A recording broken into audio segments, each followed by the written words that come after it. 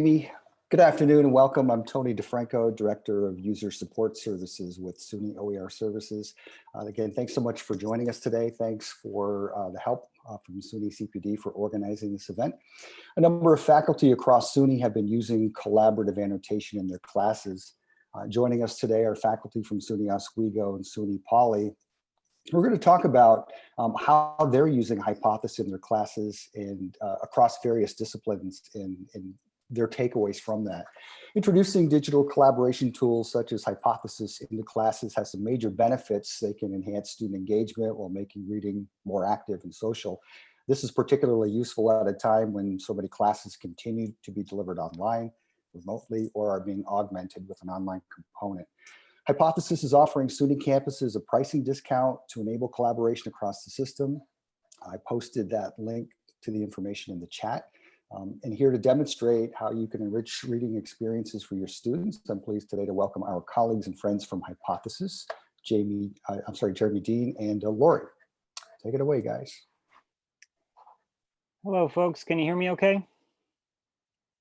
Excellent. Well, I'm Jeremy Dean from Hypothesis, and my colleague Lori is here as well. Lori will be looking at the chat closely, so if you have questions throughout the presentation, feel free to ask them there. Hi, Lori. Yeah,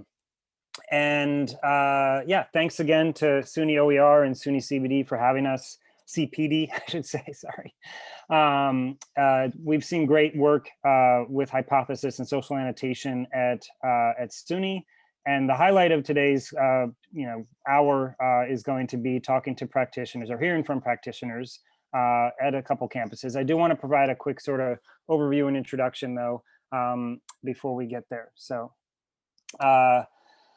you can grab this deck at bit.ly/hype-SUNY2.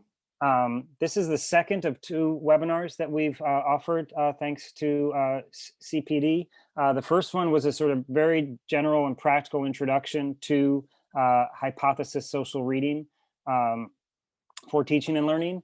That a recording exists of that session and will be available online. That's really, again, more of an introduction to the tool and the pragmatics around that. Today's really going to be more about best practices, again, hearing from practitioners who have used Hypothesis social annotation in the classroom and having a conversation with them. So if you're looking for a more broad intro to the tool or a practical kind of demo, you're not going to get that today, but there are a lot of ways that you can. Again, the recording for the previous session will be made available. And if Lori can dig for it, I think we're also hosting a Hypothesis 101 session. It's not SUNY specific, but we host these Hypothesis 101 sessions for folks that are totally new to Hypothesis and social annotation. And I know that there's one next week. But today we have a closer look at social reading. Brief word about Hypothesis. We started as a nonprofit, really focused on the health of the web and health of commentary on the web. And as part of our sort of social mission, we built all our technology as open source and according to open standards. So we're a little bit different than your typical ed tech company that has a sort of proprietary product that they're selling to universities. We are hoping to earn our keep and keep our lights on through partnerships with universities, but we're a little bit different. And I do like to kind of shout out my team and show a picture here of the folks that are working hard to support instructors like the ones we'll hear from today using Hypothesis social annotation in the classroom. Again, I just want to provide a brief overview for those that might be kind of totally new here, and then we're going to get into the best practices with our special guests. Hypothesis is an annotation tool, and when it's activated on top of a reading in a course, it allows you to select text to annotate. You can create private notes and also create comments that are shared with those in your group. You can reply to existing annotations. You can also share existing annotations, and so you can have sort of discussion threads in the context of a text with students. And of course, you're annotating together in private groups. I'm not going to go into the details here, but we do have an LMS integration. I know many SUNY campuses are on Blackboard, but not all. We work across the various LTI compliant LMSs, and the folks you're hearing from today are using Hypothesis. I think all within Blackboard. You can correct me if I'm wrong when you speak. But we do have an LMS integration. It may need to be enabled for you by your campus LMS administrator, but that's part of what we hope follows from this conversation, is that you'll be interested, you'll want to test it out in your campus LMS. We can work with your administrators to get that going and get you trying it. And hopefully, like Oswego and like Polytechnic Institute, you'll join our pilot program, which your campus will, which, as Tony said, we're offering for free for SUNY campuses for spring 21. You can also search your notes and sort of review, annotations from a course or and eventually across courses. I'm going to share 3 top-level takeaways that I've had from instructors in my experience working over really the past decade on this social annotation project, and then we're going to hear from your SUNY colleagues. And I'll also note that I see a couple folks, participants here, who are veteran users of Hypothesis, who may want to chime in after our formal guests. But I see Brian is here, and also Curtis Naring Bliss is here. And they've also been using Hypothesis extensively and may have stories to share as well. So 3 top-level takeaways. The first is that Hypothesis social annotation makes reading active. This is probably nothing new to you. Annotation has always done this work of help readers become more active in their reading and thinking about texts. The only thing that I think is a little different here is the ways that we can be active. I'm not much of an artist myself, although I'm an avid annotator. But with Hypothesis, I can use images, video, hyperlinks and things like that in my annotations to make really each annotation like a little website, much more than I could do with a pen and a highlighter and a paper book. So you see here is actually an example from a course where they were using memes to annotate a poem. Hypothesis social annotation makes reading visible. This, I think, is sort of a radically new thing, because I used to always encourage students to annotate, but then I would just grade a paper, right? And I would never see the work they did that led to that paper, the constitutive processes that led to what a successful essay looks like. And I think that's one of the most powerful things to me, and we've heard this from instructors as well. It's just making all these steps towards a summative assignment like an essay more visible to students themselves, but also to instructors. So A, that you know that they did it, but B, also you can see where they were confused and intervene and course correct. And C, you can see the lines of inquiry that are beginning, points of inspiration that you can nurture and maybe guide a student towards some other readings or some ideas that might help them complete those thoughts. And then finally, Hypothesis makes reading social. I think this is always been true, obviously, of social annotation, that it is social, and always been a big part of it, the idea that you're there together, that you're not alone when you're reading a book, and you can help each other through a text. And this is the #1 thing that students say to us in surveys that we conduct with our student users, is that they really appreciate the social aspect, the fact that they can see what their classmates are thinking, that they learn from their classmates, and clearly that's even more vital today in an increasingly remote teaching landscape due to the pandemic. But it was true even before, this sort of taking the sort of social space of the classroom and extending it beyond the classroom walls. Well, excellent. That concludes my introductory remarks. Now for the stars of the show.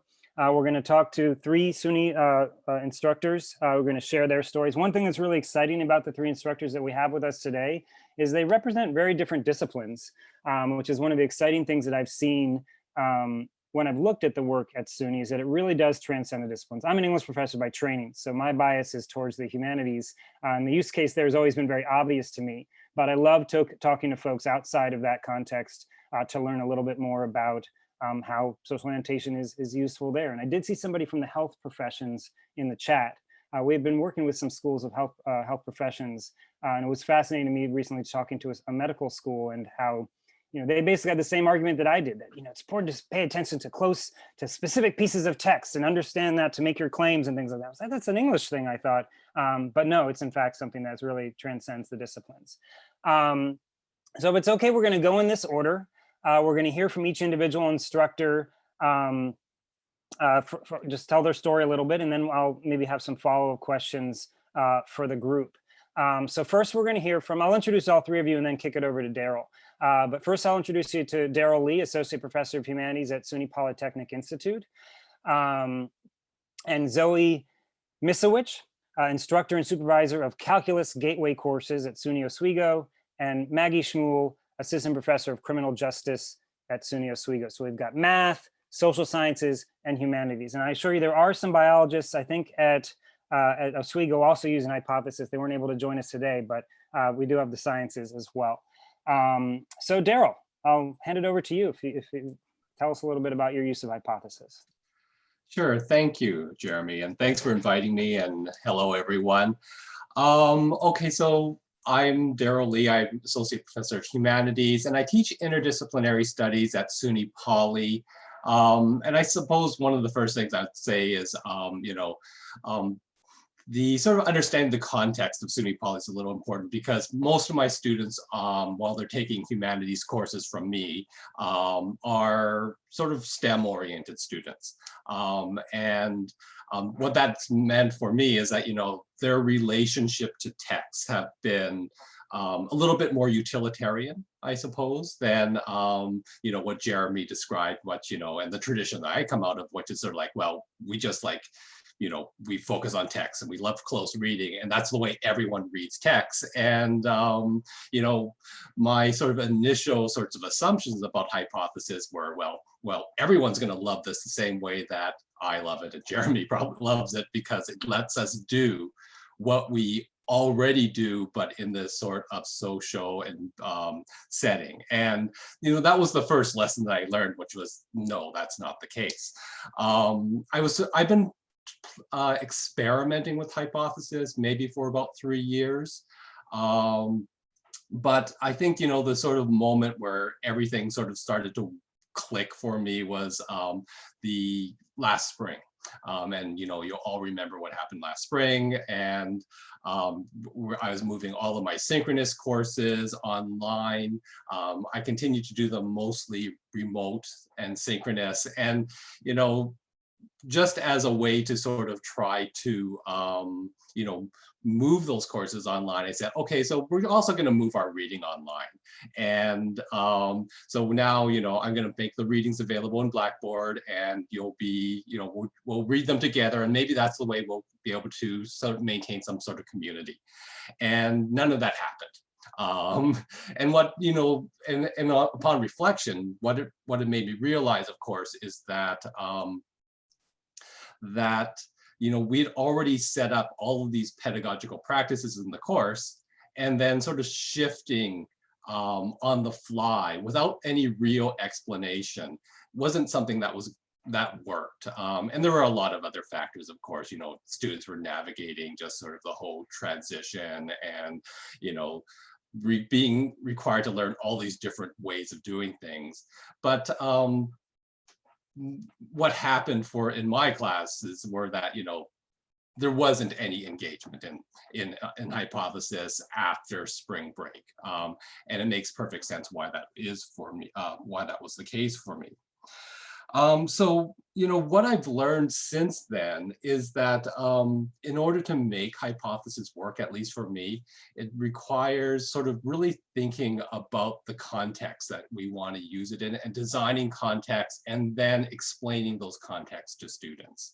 And so, if I want them to be doing close reading, we have to talk about, well, why that's important, and what we're trying to achieve in it, and motto it, and do all of these things. One of the things that I've also learned is that it's really valuable to sort of explain the sort of ways in which you're integrating hypothesis into your own pedagogy. And so now, I'll set it up at the beginning of the class and talk about, well, this is what we want to be doing in the class, and here's a tool that's going to let us do it in this sort of digital domain here.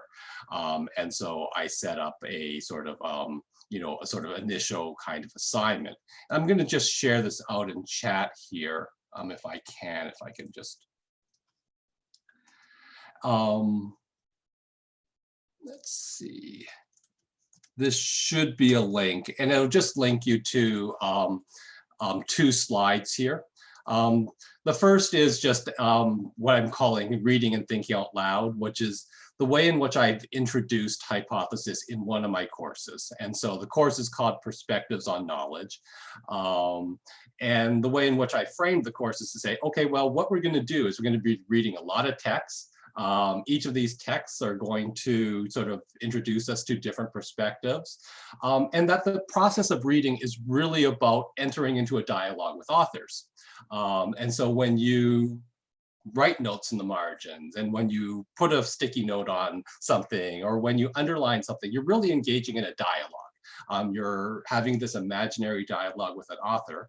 And now what we're going to be able to do is also have these dialogues, not just with authors, but with each other. We'll be doing this in the classroom or, synchronously, but we'll also be able to do this asynchronously. And in a way, sort of weave the annotation practices into the rest of the class in a way that allows us to say, let's extend our dialogue that we're having here, on Zoom or in Collaborate into the sort of asynchronous reading of the text here. And so what I did was I just made the document itself. And you can see this on the second slide. I have a sort of screenshot of this in the LMS in Blackboard. I sort of just said, okay, I've enabled hypothesis in here. Go ahead and make a practice annotation. And what I expected them all to do was to say, oh, this is a practice annotation. And this was sort of like, figure out, how to, what buttons to click, how to delete things, how to edit things. And instead, what they actually began to do was actually engage the content of the prompt itself or the explanation itself and said, oh, this is really cool. I'm really looking forward to engaging in different perspectives. And that was the moment for me where it sort of really clicked that you wanted to really sort of explain and be very transparent about, the reasons why this, you want to sort of integrate this into the learning practices. So that was my first takeaway, or maybe that's my second takeaway. The third thing, at a much more practical level, what has helped me is to really think carefully about what are the specific textual practices you want to engage students in, and then to sort of use hypothesis in ways that support those textual practices. So what is the relationship we want our students to have with these particular texts? Because it can vary a lot. Certainly it's going to vary from discipline to discipline, but it even for me varies from course to course. And so in some classes, it's close reading. It's like, let's pay attention to particular words. And in some courses, it might be more of a research-oriented sort of approach where you want students to, I might want students to sort of like gather a bunch of different sources, and then hypothesis can be very useful in sort of keeping track of those sources and, where do they find pieces of information, because it will sort of like record all of this for them. So I guess I'll stop there for the moment, but those would be sort of my, experiences so far. Thank you. Thanks so much, Daryl. So much of that resonates with me. And I don't want to say too much, and we'll sort of circle back and make it more of a discussion later. But I really appreciate especially that last idea about textual practices and how they vary across disciplines and even course by course within a discipline. And so let me, the next person in our list here, if I can get back to the right slide, is Zoe. Hi, so I'm Zoe Miswich. I'm an instructor of mathematics at SUNY Oswego, and I come actually from an interdisciplinary background. So my research is in history of science, and I'm using hypothesis right now in my history of mathematics course. So it's a 300 level mathematics course required for certain pre-service teachers, but also it's an elective for math majors. And so a lot of what I use hypothesis for is probably in some ways similar to what people are doing in other disciplines just because of the history aspect. So I require the students each week to read a certain reading. It tends to be generally more of the historical reading, and we do more of the in-depth mathematics in the classroom. But I'll focus for now on the mathematical parts of it because I know that's what's different from what other people are doing. So I'll start by saying that close reading of text is actually really essential in mathematics as well. Extremely close reading of text, every detail. If you're trying to prove something mathematically, you have to make sure every implication is coherent, it's sound. So that's something that I think could actually be really helpful in different mathematics courses that aren't so much on the history side. So for example, when we started reading Euclid's Elements, I gave the students a list of definitions, some initial axioms that they were working with. And it was just, a 2-page document, so 1 page back and front. And they had to annotate, put on 5 annotations, including responding to a couple of other students' annotations. And I found that really having a high density of annotations in a short text leads to better engagement and discussions, because then they really have to think through the details of it and engage with the other students more. And so you can see when they misunderstand something, which is one of the main benefits of this, especially in a more technical context, if they just are not grasping one concept. My favorite thing is when they will then correct each other's understanding, and I'd like to find more ways to make that happen. So for example, Euclid gives a definition of a square. So, it has 4 equal sides and 4 right angles. And he gives a definition of what he calls an oblong, which is 4 right angles and 2 pairs of equal sides, but they're not all equal. And so the students immediately jump to, oh, an oblong is the same as a rectangle, right? And so then we had to go further into the discussion and say that, in our modern understanding, a square would actually be a rectangle because it just depends on those right angles, where we tend to have more inclusive definitions of mathematical terms in a modern sense, whereas Euclid tends to make his sets very disjoint. So if something is a rectangle, it is a rectangle and not a square. A square is not a rectangle. And so getting into that real detail of the language and seeing when they understand it and when they don't understand it, and when another student can actually clarify it for them, is extremely helpful, I found. And I can imagine using this in a more proof-based course where I think it would be really helpful to ask students to really go line by line through a proof and say, what is working here, or possibly a proof that was written by another student or that I invented and claimed was written by another student, to really say, what are the problems here? When does this fall short? So I think there's a lot of room for social annotation in a mathematical sense. So again, my courses right now have been more about historical readings. We read broad overview material. We've read a bit from Hidden Figures, which was really interesting to see students' reactions to that. And I did find that it lets me see what they're thinking so much better than just if I ask them to, read this and write some response. Their comments are more interesting for me to read and get more at the details of the reading. One thing that I would like to figure out is if there's a way to get the students more engaged in a voluntary sense. I've just been requiring them to, annotate 5 times per reading, and it works, it gets the job done. But I haven't yet figured out how could I make them, go farther and do this because they see the value in it and would actually get more engaged in the discussion. So that's something where I'm still looking for ideas. This is my first semester using Hypothesis, so my best practices are sort of in flux, just going along and seeing what works as I go. But I found it a really helpful tool so far. I think those are the main things I have to say about it for the moment, but I look forward to the future discussion and any questions you have about it.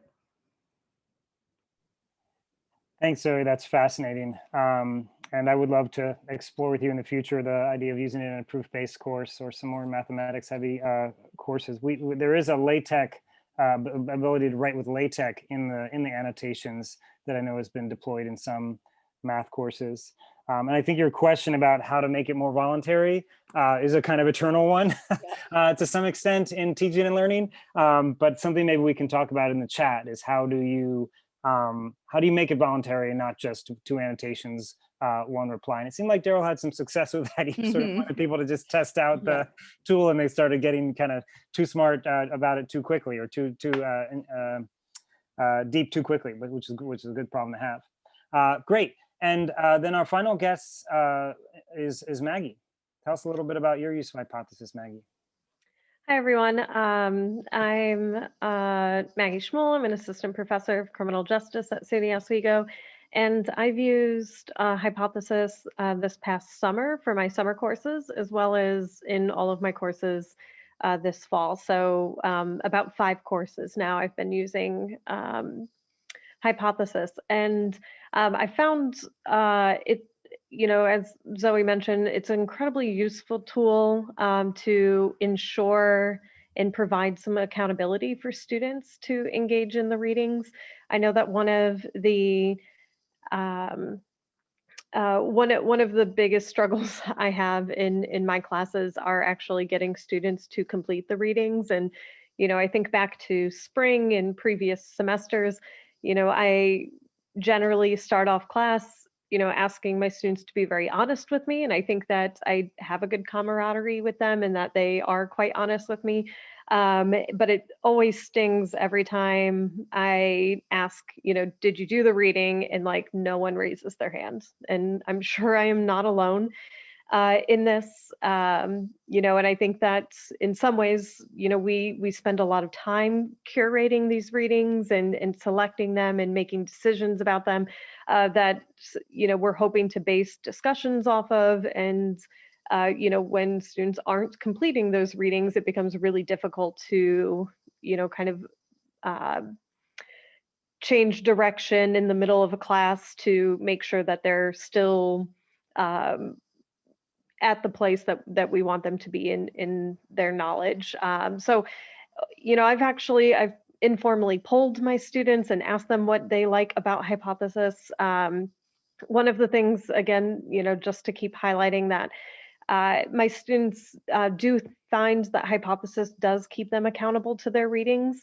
I do, as Zoe mentioned, I'd love if there was, perhaps some voluntariness, in the assignments, but I do grade my hypotheses. I use the grading tool in that, but I use it primarily as a low stakes assignment. So it's not a huge proportion of their grade, but it is something that they're engaging with every week. And I found that over the semester, the more they use it, the more they start to find benefits of it beyond just the grade and completing it for the grade.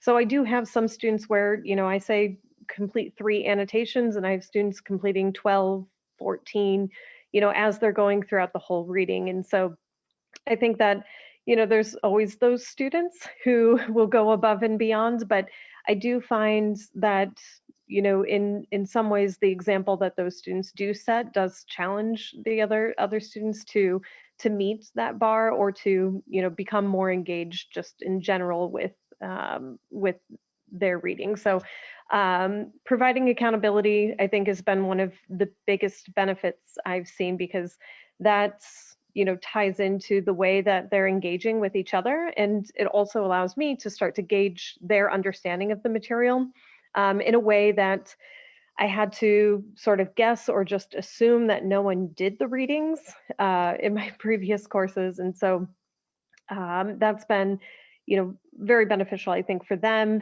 but also, for me to be able to jump in when there are questions, but also see how those questions play out among classmates, if they're responding to each other, or, suggesting to each other, oh yeah, I had that same question.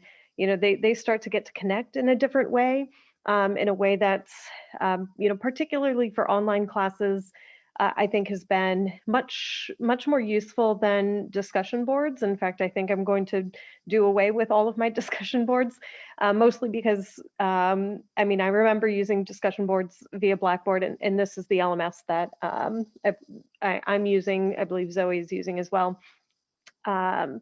But I remember using Blackboard in undergrad and, completing discussion posts, and I would, finish and then I would never look at it again. I would never check to see if anyone replied to me and so forth. But, a lot of times I notice that students are posting their annotations around the same time, so they can kind of gauge that someone else is in that document at that time, which I think is a pretty cool, aspect to, this tool.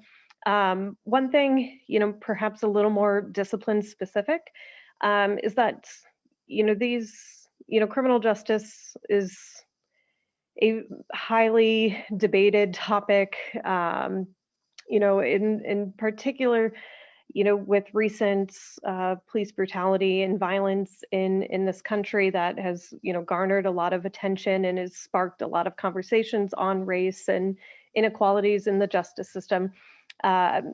This, tool is one way that I've found that I've been able to give students space to kind of digest that information in the context of different readings that that I've assigned.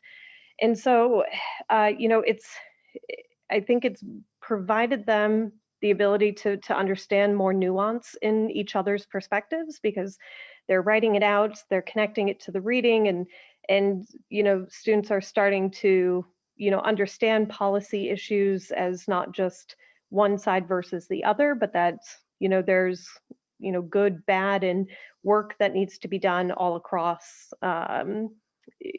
across various policy and programmatic efforts. So that's something that I've found, is helpful, particularly in this time, to give students that space to digest and to, document their thoughts about the current, reality of criminal justice in the context of our class and the readings and with each other. Also, I've found that students are just much more prepared for discussions. Again, this is probably because of that accountability that students are gaining with this tool. But I'm seeing more and more students actually refer back to the readings, and which again is just made my job a little bit easier. It's allowed me to facilitate discussions in a way that I'm not leading them, but I get to kind of guide and prompt people for more information, as opposed to just trying to get that foundational, like, basic knowledge. So I've enjoyed that as well. I do think that social annotation for readings, which I think is what most people are using Hypothesis for, is really a wonderful tool for our students. But I also use Hypothesis for peer review in my classes, and so it's a little onerous to download all of my students' paper drafts and make them into searchable PDFs and then re-upload them and such. But in the long run, it actually saves me a lot of time, because I can then assign several 2 or 3 students to review 2 or 3 papers, and we can see all of those comments and suggestions and issues with clarity and misunderstandings all in one document, in a way that I think makes it a bit easier than using something like Google Docs, because like Google Docs, if you don't have a suggesting, or if you don't put it on suggesting, then you're making direct edits to the paper, and to kind of keep students from to allow them to edit the paper through suggestions without like actually editing someone else's work, is a little tricky. So I really enjoy this for peer review.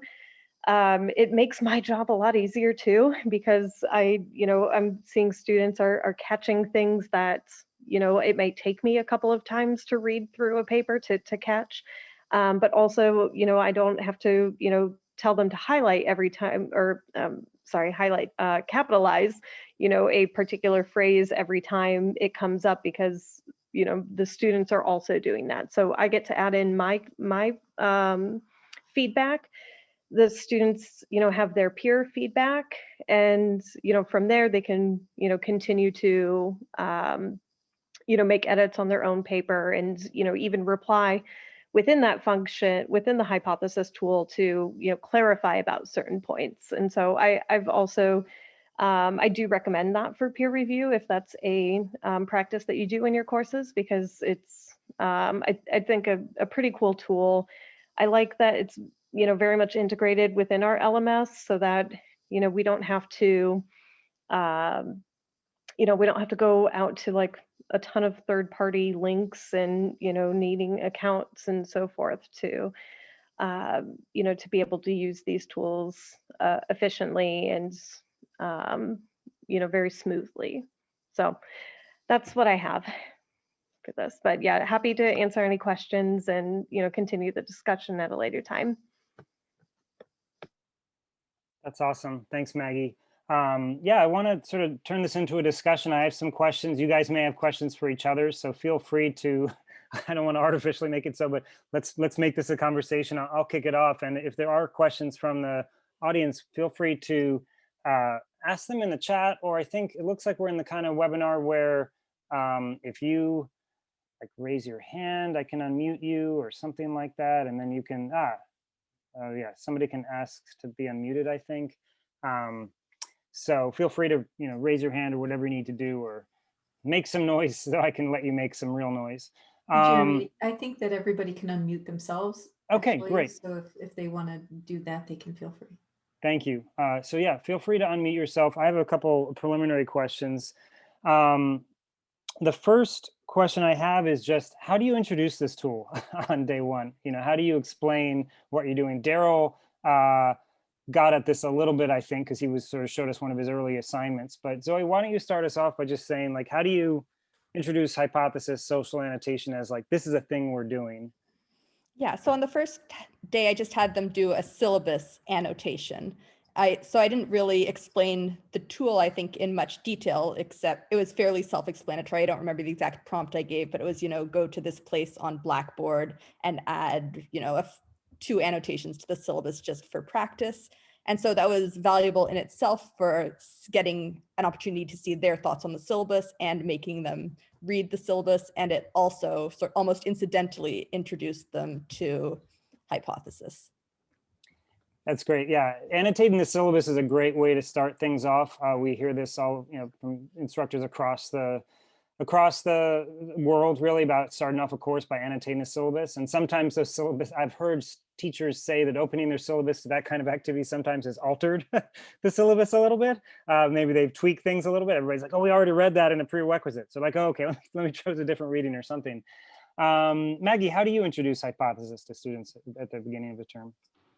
So I actually have a video of, where I'm recording, my voice, and sharing my screen, so I can show them how to create an annotation, what a good annotation looks like versus a, less good. For me, I've told students I don't want to just hear that, like, oh, I agree with this or not. I want them to, fully explain, their thoughts, and, how it connects to their experiences, other courses, other readings, other ideas, and such. And so I have a short video. It's about 6 minutes or so long that, I kind of walk them through the process of that, and where to find, within my course shell, like, where to find these activities. Since Daryl, you already talked about intro, let me build on Maggie's comment there. What is a good annotation?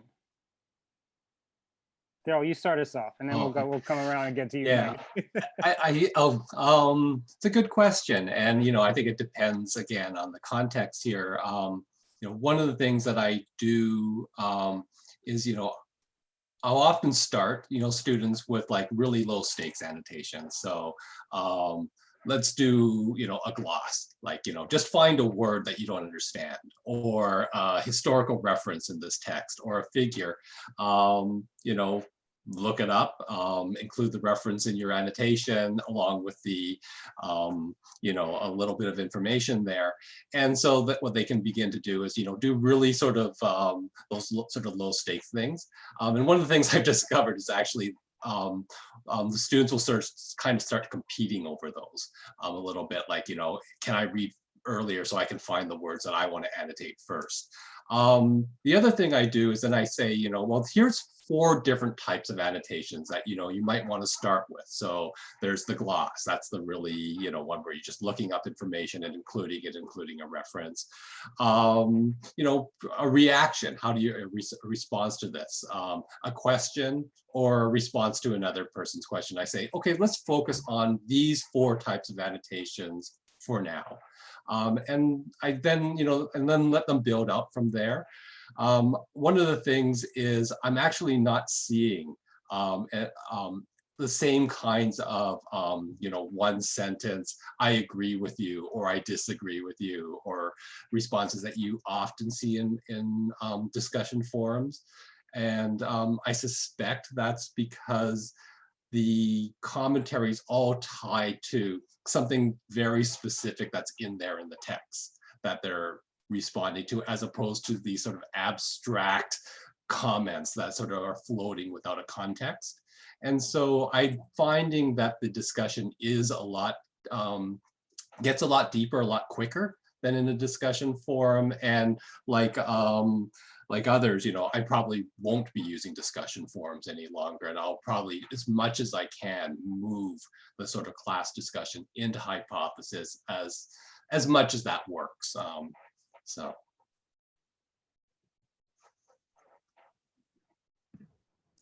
That's awesome, Daryl.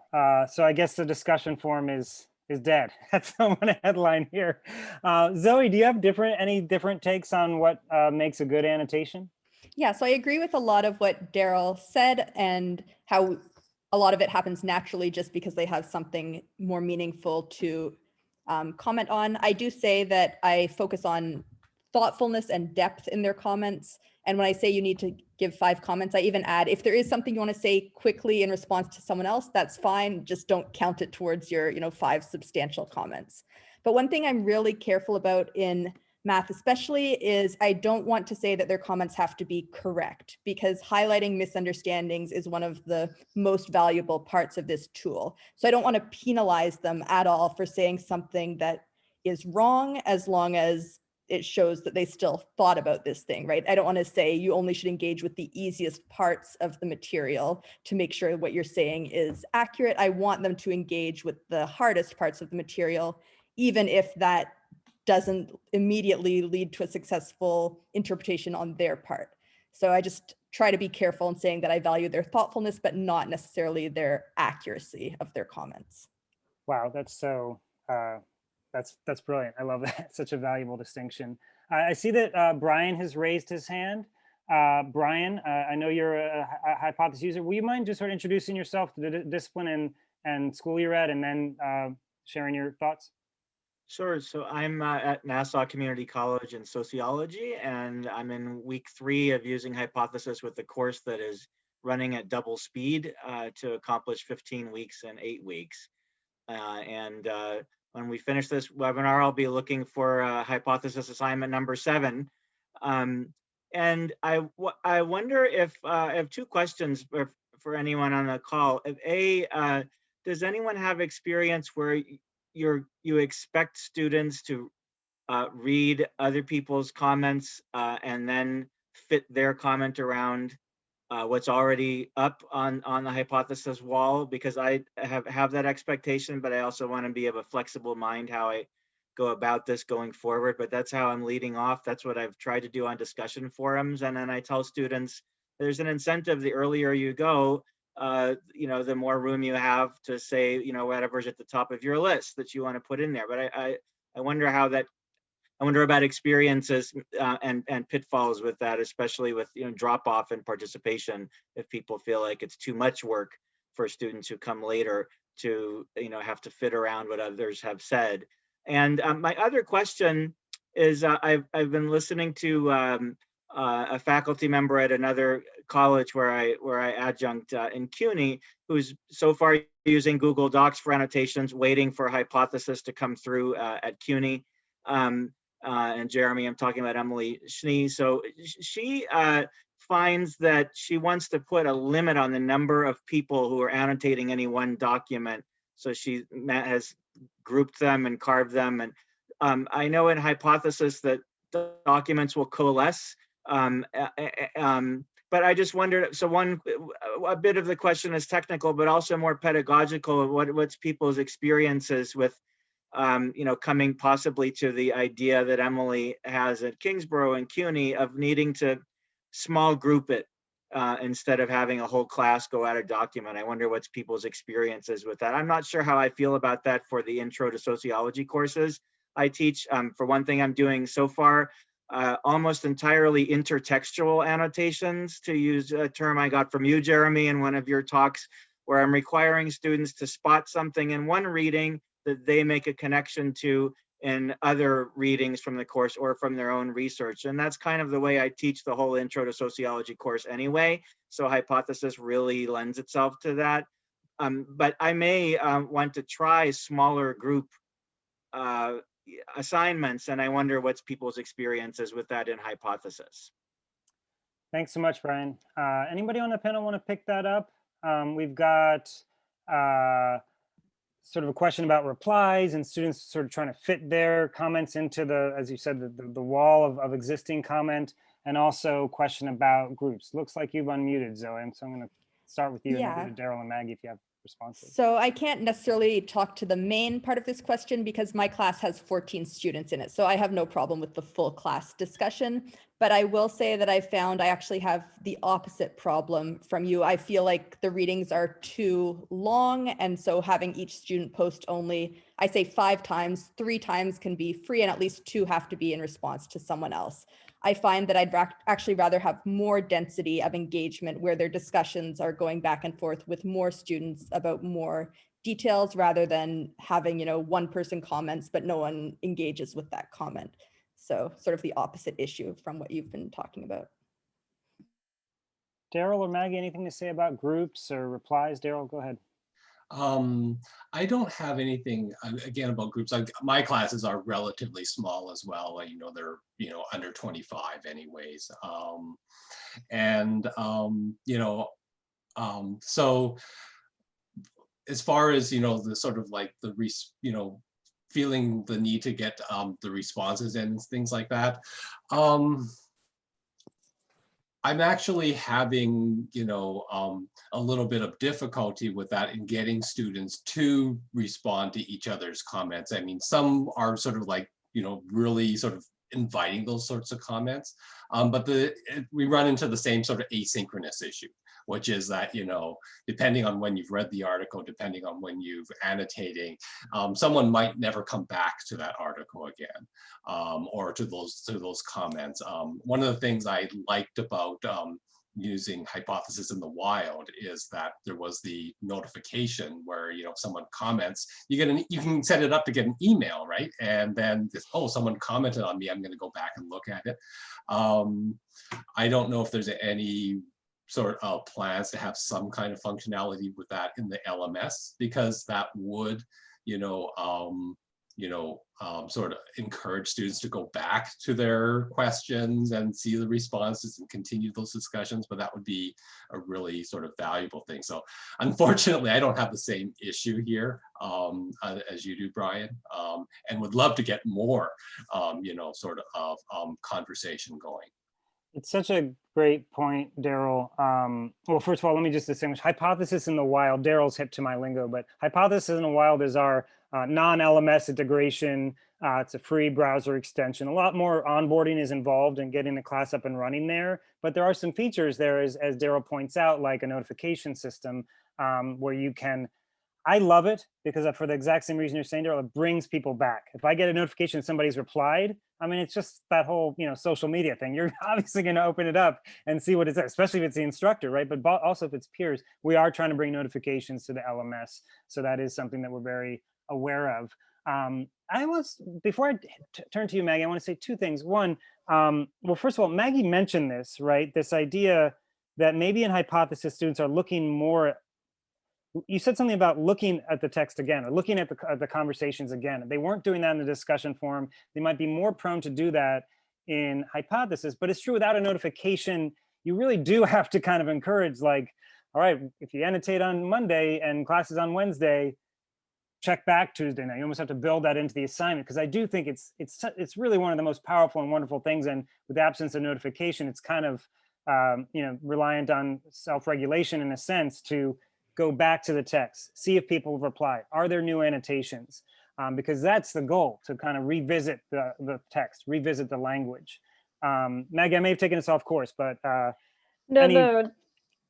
Yeah, so I was just going to say to that, I should mention that I do have students do summaries at the end of the week to kind of, highlight some of the main ideas and conversations that occurred in the class. So that's probably part of why it seems like they are going back to that annotation, because it's not necessarily they're getting a notification, but then I've given them a directive to, look at, the whole group of comments to kind of pull out some themes that have come up in those readings. So to talk to I'm sorry, I can't remember. Brian, thank you. Brian's point, I don't actually direct students to cater their comments around everybody else's. But I suppose that even though I haven't done that, I don't really get a whole lot of repetition of ideas. I think, probably because, they're, when they go to highlight, they can see if someone else has highlighted and what they've done. I guess I don't, perhaps in a much bigger course, or maybe a lower division lecture course, I might see that happening more often, or like a, course of, gen ed, which is open to all students, not just the majors. I might see that more often, but I haven't used Hypothesis for those types of courses yet. My courses are a bit bigger. I think on average I have 30 to 35 students in a class, and so it does get to a point where it feels like the whole document is highlighted, and so I am looking forward to doing to being able to perhaps allow for small groups within that. But there is I think who said this? Steve said this, right? You can use groups in Moodle to restrict access to specific people for an activity. You can do the same thing in Blackboard as well. You can, create separate documents and only allow certain people to, jump into those documents and annotate those. Again, a bit more onerous on the faculty's end, but there's. I asked them to do videos. Sorry, that's to Brian's comment in the chat. He asked, what medium do I use for post-class summaries? I have them video record themselves. So yeah, they've been pretty good so far. They sign up for weeks, so they don't necessarily have to do every single week together. But yeah, so far it's been going pretty well, and something I think I want to do with all of my classes, not just the one that I'm using it for at the moment. So very cool. I love the idea of some kind of, whether it's in Hypothesis or in some other medium, some kind of reflective, like let's look back at this work, so that it's not just lost. As I remember which one of you was talking about the discussion forum. It's like you post and you think, Matt, you're talking about your own experiences as a student. You post and then you're done with it, right? You want to keep it alive. You want students going back there either through the annotations or reflecting on the annotations. I also want to highlight something that Zoe said earlier that I had not heard it put this way, but I really truly agree with, and I totally get, because everybody, there's people in the chat talking about groups and needing small groups, and I totally get it, right? If I'm teaching a sonnet to a 30-person class, 14-line poem, it's just, that's going to be too many people, right? And that's, and Zoe says she has longer texts and even a small class. So this really is a function of like how long are the texts, how dense are the texts, how big or small is the class. But I still really agree with the fundamental thing that Zoe said, which is, I think you said at some point, when it's a short text and it's densely annotated, it forces a certain kind of thinking and acting and annotating that you might not otherwise get, right? So actually that density forces a student to figure out how they're going to intervene in the conversation, which of course it does incentivize having to do this right after class, so I don't have to deal with the density because it'll be easier. But honestly, dealing with that density, I mean, that's on some level what college is about, right? There are existing ideas, and you're learning how to understand those ideas and fit your ideas into that larger conversation. And it's hard, and it's much easier when it's a blank slate. And in high school, you often just have to say, well, I think the green light means X. And as long as it's relatively intelligent, you get an A. But when you get to a college level English, sorry, I'm talking about the Greatest Gatsby. I just realized I was getting way too American lit on everybody. But whatever the symbol is in the piece of literature, I guessed at it and I had a pretty decent explanation. That's sort of the high school answer. But in college, no, you have to understand what have other people said about this, other classmates, whether it's other scholars or classmates, and you have to figure out how to intervene. Honestly, folks, it makes my day, it makes my week really to be able to talk to educators. I've got notes here. There's so much more that we could talk about. I think we might need a third session, CPD. But I do want to finish up because I know the hour is nearly upon us. But I honestly, it makes my day to hear you guys talk about this stuff. There's all kinds of amazing ideas and work that you're doing. I would love at some point to circle back with each of you. And Daryl has shared something with me previously, but I'd love to see any artifacts if you're willing to share with us, and then for us to share with our educator community. If you have examples of assignments and things like that, your taxonomy, Daryl, that you mentioned. Zoe, there was something that you were mentioning about also about the different kinds of annotations that people can do. Maggie, even though it's not necessarily hypothesis related, the sort of summary assignment could be, we're developing a kind of archive of teaching resources that we want to share with our educator community. And I think those would all be invaluable. I just want to wrap up. I also want to give a minute or two to the SUNY folks, who I again thank for having us. And just say, a next step here, Oswego and Polytechnic Institute are currently piloting Hypothesis and hopefully moving to a subscription with Hypothesis this spring. Finger Lakes is a community college in SUNY. I saw that Kurt was here. They're already subscribing to Hypothesis. Brian's campus is now will be piloting Hypothesis in the spring. If your campus is not yet piloting Hypothesis, get in touch with us at education@hypothesis. We'd love, as Tony mentioned at the beginning, we're offering the pilot for free to SUNY institutions, or to the first 20. So there's an incentive to act now, because we have to be like sales like. And basically, as I hope Maggie and Zoe especially can attest to, we really try to make these pilots super hands-on, super high touch, super collaborative in terms of working together with the faculty on a campus, enabling that faculty to work together and learn from each other. So please reach out to Education@Hypothesis if you're interested in bringing Hypothesis to your campus. The pilot is free. It offers full technical support, pedagogical support. Everybody on my team has stood up in front of a classroom at some point. I don't hire anybody who's not an educator, so they get it to some degree. And we try to host events like this outside of the CPD context, where we're trying to bring together educators in a discipline or cross disciplines and have some kind of focused conversation around social annotation in the classroom. And quick plug for our weekly, or not weekly, but semi-weekly, bi-weekly, monthly, or something like that, Liquid Margins show. There is a math episode, Zoe. I don't know if you missed it, but Matthew Salamone down there in the lower left-hand corner of those pictures talked about the use of Hypothesis in math. So if you haven't checked that out, please do. And I think we're due for a social science one, Maggie, so we might pull you into that at some point. SUNY folks, back to you. Thanks so much, Jeremy, and thanks to our presenters today. We appreciate your time in sharing that valuable information with us. It's extremely enlightening and inspirational, and we appreciate your time. With that, I think we will wrap up. Again, Jeremy and Lori, thanks so much for hosting this event today and for meeting with us all. Again, thanks a lot for attending today. Have a great day. Thanks, Tony. Thanks, everybody.